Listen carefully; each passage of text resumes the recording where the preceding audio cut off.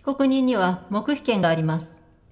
答えたくない質問には答えなくて構いませんし、最初から最後まで黙っていることもできます。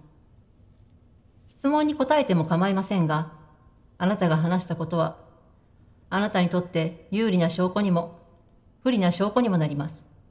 以上を前提に、検察官が読み上げた起訴状の内容に何か言いたいことはありますか？特に何も。私が殺しました。